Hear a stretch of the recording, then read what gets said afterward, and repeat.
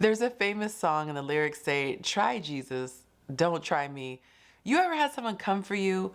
You felt like they just didn't see you for who you were or always were misunderstanding you, and you felt like you had to set the record straight?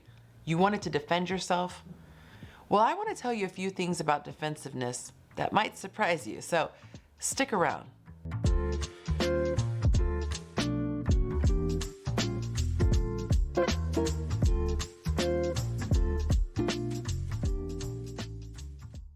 Hey everybody, my name is Yancy. Welcome to my channel, Chasing Yancy. So glad that you stopped by. If you want more content like this, go ahead and hit that subscribe button. Be sure to click the notification bell so you're alerted every time I drop content. I drop videos on Tuesdays and Thursdays, and on Sundays I go live at 5 p.m. Pacific Standard Time. But let's get into the topic. Defensiveness, my God. If I had $1 for every time somebody close to me told me that I was defensive a couple years back, I'd be sitting pretty nicely right now. The thing is that I never understood why people got so upset when I defended myself, because I felt like, you're attacking me, of course I'm gonna defend myself. It wasn't until I did a lot of work on myself that I finally understood why defensiveness, at least the level that I was exhibiting, was an indication of a deeper problem. Here's the thing.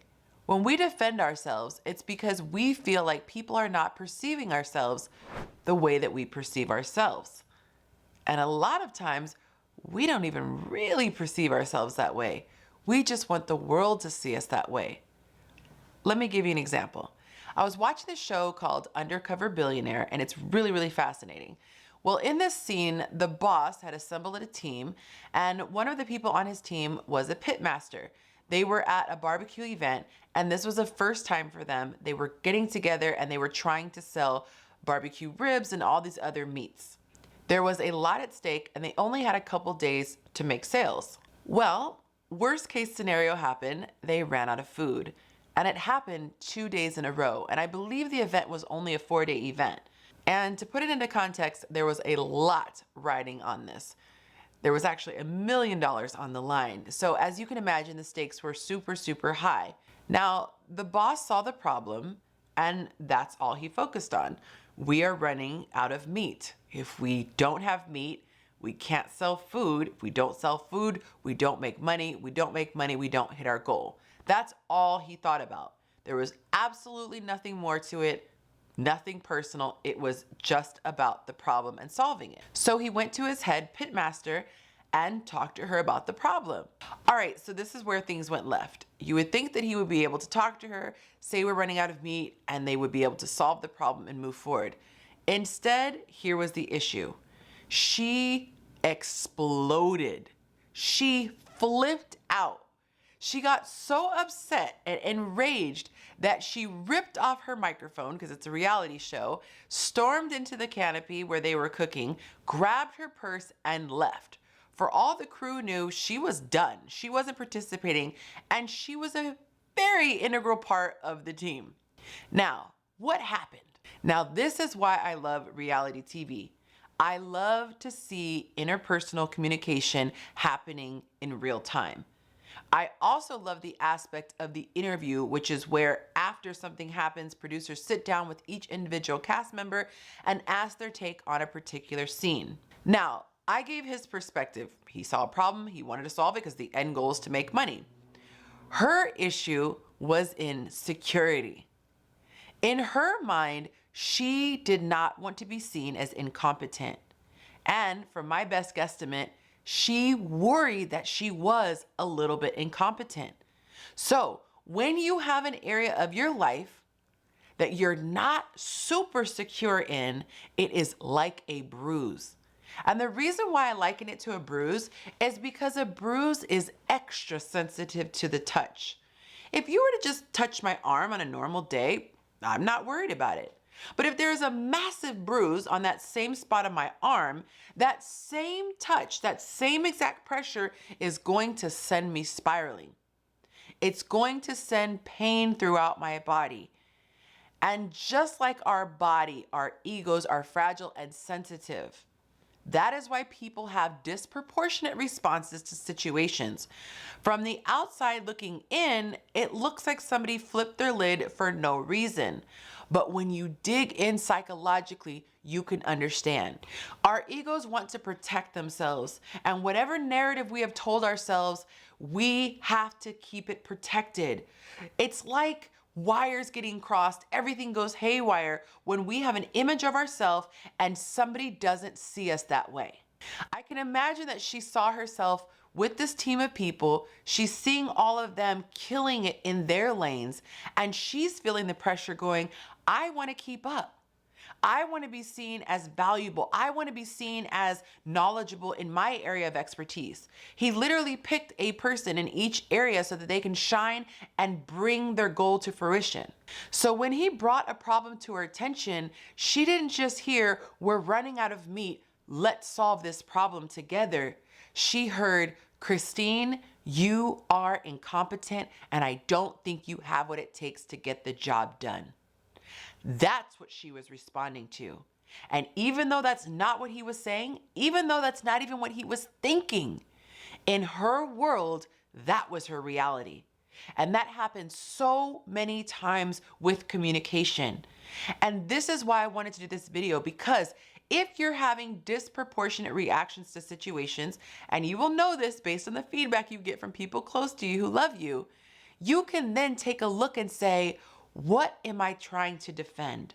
What specifically am I trying to defend? What version of myself do I see as being threatened? Therefore, I need to defend it. Do I feel like I am being accused of being a bad mother? Do I feel like I'm being accused of being lazy? Do I feel like I'm being accused of being ignorant? Whatever that accusation that you feel that's not spoken, because it's different if they're speaking it right outright. But if they're not saying that, but you're perceiving it, I implore you to look deeper into that. Once we start to do that, we can start to become problem focused and not ego focused. A lot of times when it's a healthy situation, it's not a toxic situation, people tend to communicate because there's just a small problem. It's usually not something massive. It's a quick fix. Hey, let me communicate. We're off here, or I didn't care for this. And then you can fix it and move on. That's what healthy communication looks like. That's what healthy relationships look like. But when you have somebody who is broken somewhere inside or is not quite confident in something, anything remotely looking like they're even addressing that area will feel like an attack on that area. And let me tell you something more. This same woman who, by the way, had no idea he was a billionaire because he's undercover billionaire, she would have stood to make so much money by sticking around. When they sat down and had a debrief after the situation, she said, look, I think his name was Glenn. Look, Glenn, if you're gonna fire me, just let me know. Just let me know. And she's so nervous, she's just over talking him. She doesn't even realize that he said, no, I'm not gonna fire you. Like, his whole face, his whole demeanor was like, what are you talking about? She missed it completely and kept talking and said, you know what? I'm gonna do you a favor. I'm just gonna quit. Takes off her apron and storms out. It was wild as an outsider watching the scene because all he wanted to do was get to the bottom of what happened. Like, where did this thing go wrong? Like, how could we avoid this in the future? But because she had this insecurity that she wasn't good enough, she wanted to make sure she defended that. She wanted to feel safe. And to her, feeling safe was, before I get rejected, before I'm told that I'm not good enough, I'm just gonna remove myself from the situation. I implore you, like I said, to really take a look at this. When you are easily triggered, when simple conversations send you spiraling, this is a red flag. And it's nothing to be ashamed of. It should just be a little warning, a little, hey, psst. This is an area that we need to look into. There's something here that's not healed. The same way you wince when you feel a bruise, well, you're gonna look down, you're gonna inspect and see, is there a bruise? Is there something here? Did I break something? Do I need to see a doctor? You need to take a look inside and not feel like it's everyone else. Chances are everyone is not coming for you. Chances are everyone is not being shady. You sometimes need to look within and find out, why am I overly sensitive in this area, and start to do the work. So I'll tell on myself. One of the things that I struggled with as a very young mom was self-discipline. And when I was accused of being lazy, less than disciplined, or anything in that regard, it would set me off. And you know why? Because there was truth there. So what I did was I did the work to become the person that I wanted to be. I wanted to be somebody that I was confident in. I didn't want to just get angry when somebody pointed it out. I wanted to actually take care of it, get rid of it, eliminate it, so there wouldn't be anything to say. And then if somebody tried to accuse me now of being undisciplined or not being on top of it as a mother, I'm gonna laugh inside. I'm not gonna be disrespectful, but I know that's outlandish because I've done the work. And here's the irony. The way the problem got solved during the event itself, he just simply asked her if she needed more help. She said yes, and they got help. That was it. He wasn't going home that night thinking, my God, what an imbecile that I hired. He realized that she had a ton on their plate, and it was all an adjustment process. That's why every other team member who didn't struggle with an insecurity of feeling incompetent didn't feel terrible when he pointed things out. There was another guy in an earlier episode, and he was waiting to get feedback from the boss. So when the boss met up with him, the boss kind of reprimanded a little bit and said, hey buddy, we're all on a tight deadline here. I hired you because I believe in you. I think you're really intelligent. And so don't wait around to ask me permission. Just go in there, do it. Make those decisions, make those calls. And because he was secure in himself, yeah, it bruised his ego a little bit. Who wants to be reprimanded as an adult? But instead, his reaction was, dang, you know what? He is right. Maybe I have been letting people take the lead and everything. And you know what? Yeah, I do have these abilities. I am going to step up. I'm going to make these decisions and move forward. Totally different response, same stimuli.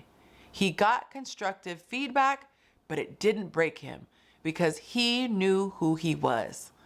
The more we become confident in who we are, the less we can become triggered.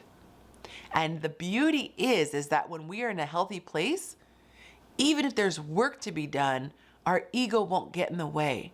And that's the beauty of relationships, healthy relationships. They help us to level up. It's like iron sharpening iron. The people around you will get you together in love, and you will eventually be the best version of yourself. I really hope this video was helpful. If you enjoyed this content, please stick around by subscribing and hit the notification bell if you'd like to be notified when videos drop. I do my best to teach people emotional intelligence so they can have the type of life they've only dreamed of. Be sure to stick around for Sunday's live stream. It's always a lot of fun. It's very informal and we have a good time. Until next time, tell someone that you love them.